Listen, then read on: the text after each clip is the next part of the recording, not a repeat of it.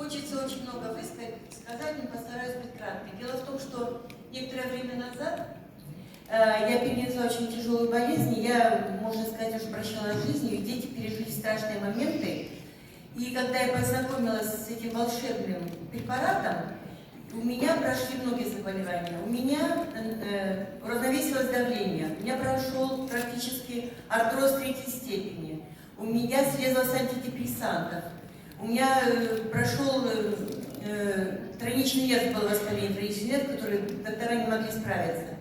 У меня прошло недержание мочи. У меня практически ушел храп. У меня даже возвращаются седые волосы.